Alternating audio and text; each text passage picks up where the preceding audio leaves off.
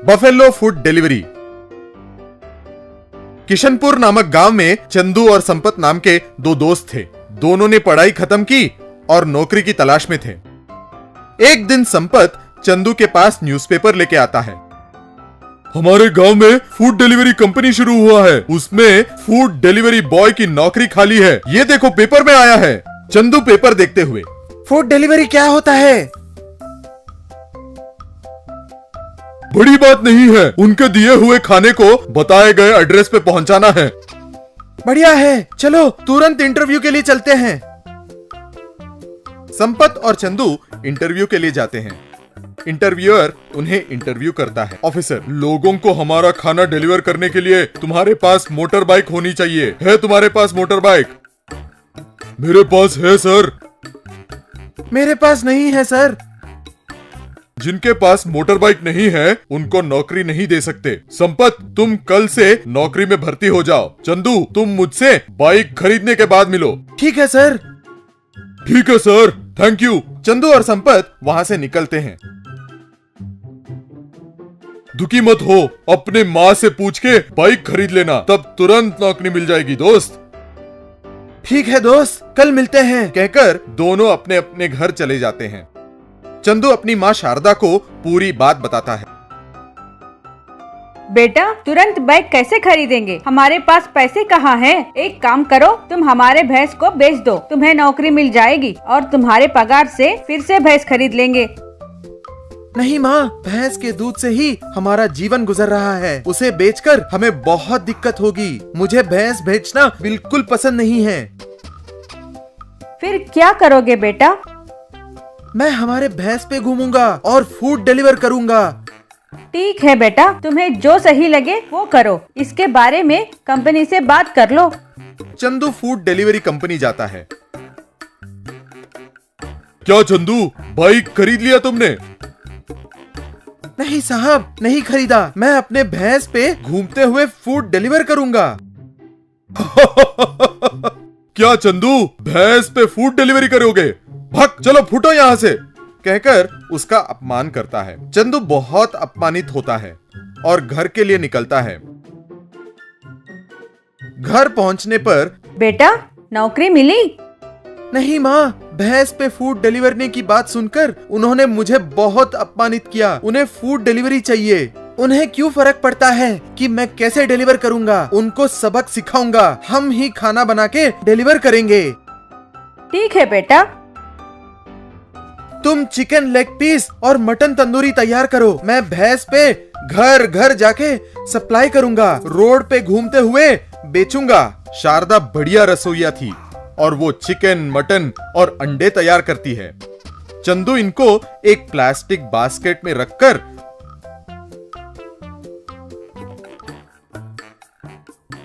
भैंस पे चढ़ाकर बेचने लगता है। सभी बहुत पसंद करते हैं इनका खाना और बहुत कम समय में चंदू को व्यापार में सफलता मिलती है। इससे फूड डिलीवरी कंपनी के सेल्स गिर जाते हैं।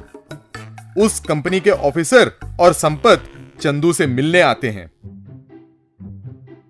चंदू, तुम भी हमारी कंपनी ज्वाइन कर लो, तुम्हें हम नौकरी देंगे।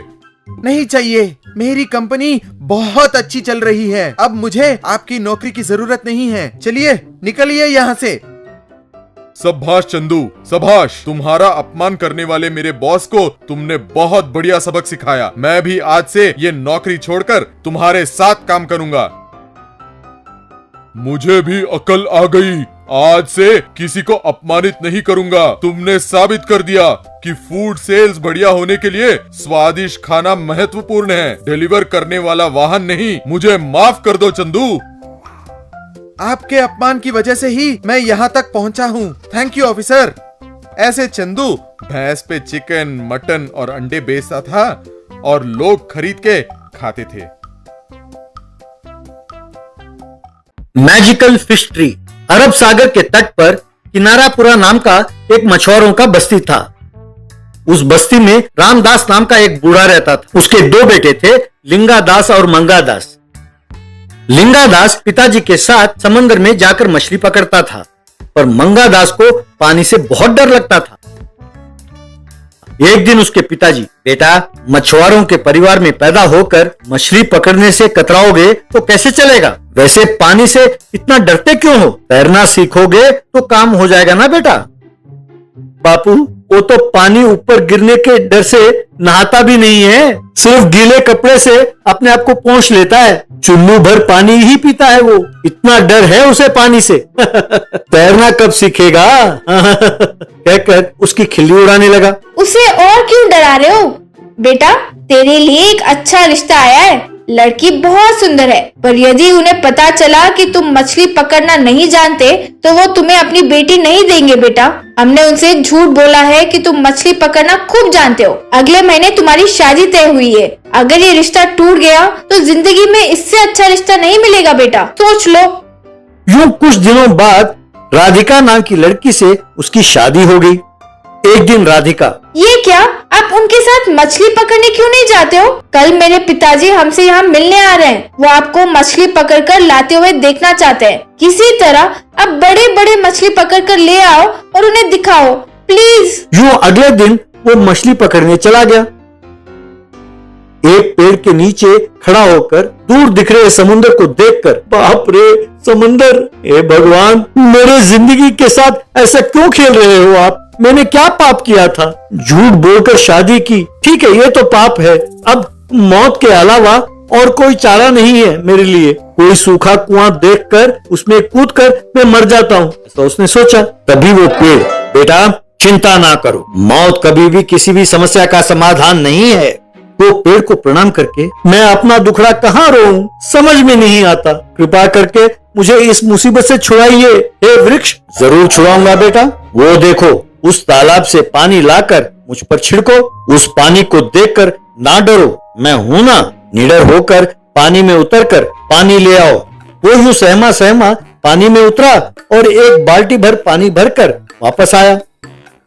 फिर उस पेड़ पर पानी डाला, तब उस पेड़ पर बड़े बड़े मछली खिले। उसे देखकर वो हैरान हुआ। बाद में उन्हें तोड़कर टोकरी में भरकर वहां से चला गया। घर पर उसके ससुर और बाकी सदस्य उन मछलियों को देखकर हैरान हुए। शाबाश दामाद जी, तुम्हें देखकर सीना फूल गया है, अब मेरी सारी जायदाद तुम दोनों के नाम पर ही लिख दूंगा। यूं वो हर रोज जाकर सहमा सहमा तालाब में उतरकर पानी भरकर पेड़ पर डालता, फिर मछलियों के खिलते ही उन्हें तोड़कर लाने लगा। यूं उसे हर रोज मछली लाते हुए देखकर उसके भैया और भाभी को ईर्ष्या होने लगी। एक दिन वो पेड़ को पानी डाल रहा था। बेटा तुम्हारा पानी का डर दूर करने के लिए ही मैंने ऐसा किया था, अब तुम्हें कैसा लग रहा है? धन्यवाद वृक्षदेव, अब मुझे पानी से डर नहीं लगता। अब मैंने फैसला किया है कि मैं भी सबकी तरह मेहनत करके ही मछली पकड़कर जीवन व्यतीत करूंगा। अब से आपको मुझे मछली देने की जरूरत नहीं है वृक्ष राजा, मेरी सहायता करने के लिए धन्यवाद कहकर प्रणाम किया। उस रात को अपनी पत्नी से ये सब कुछ बता रहा था कि भैया और भाभी छिपकर सुन रहे थे।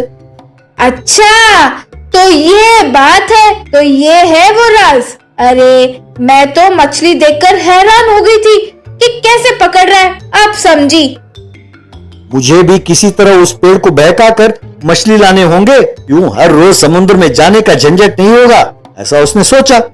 बाद में वो उस पेड़ के पास जाकर, वृक्षराज मैं जान गया हूं कि तुम जादुई वृक्ष हो, बहुत कोशिश करने पर भी एक मछली भी हाथ नहीं लग रही है। मेरा परिवार भूख से तड़प रहा है, कृपा करके मुझे भी मछली दो ना। जरूर बेटा, वो देखो वो पानी लाकर मुझ पर डालो, तब तुम्हारी इच्छा पूरी होगी। वो यूं पानी में उतरकर बकेट में पानी भरते हुए मूर्ख पेड़ मेरे बातों में आ गया, अब से हर रोज आकर मछली तोड़कर बेचना ही अपना काम है, तब मैं माला माल हो जाऊंगा, अब उस बेकार समंदर में जाने की जरूरत नहीं पड़ेगी, ऐसा उसने सोचा। फिर पानी लाकर पेड़ को डाला, बस पेड़ भर में सांप लौटने लगे। वे नीचे गिरकर उसको घेर कर पुकारने लगे। वो भाग ना पाकर डर कर चीखने लगा, बाप रे सांप, अरे मुझे कुछ ना करो, मैं आपके हाथ जोड़ता हूँ। हे वृक्षराज, मुझे माफ कर दो, मैं तुम्हारे हाथ जोड़ता हूँ, मैंने झूठ बोला था। हे वृक्षराज बचाओ, कहकर उछलने लगा और चीखने लगा। तब सारे सांप गायब हो गए। बेटा, तुम समझते हो कि मैं नहीं जानता कि तुम कौन हो और किस उद्देश्य से आए हो। मैं एक जादुई पेड़ हूँ। तुम्हारे भाई के मन से डर को भगाने के लिए ही मैंने ऐसा किया था। यह बात को समझकर अब वो मछली पकड़ रहा है, पर तुम मुझे धोखा देकर एक आलसी का जीवन जीना चाहते थे। मैं नहीं चाहता कि तुम ऐसा बनो, इसीलिए मैंने ऐसा किया। कभी भी आसान तरीके से पैसे कमाने की बात ना सोचना बेटा, वो खतरनाक है। वो अपनी गलती जानकर पेड़ को प्रणाम करके वहां से चला गया।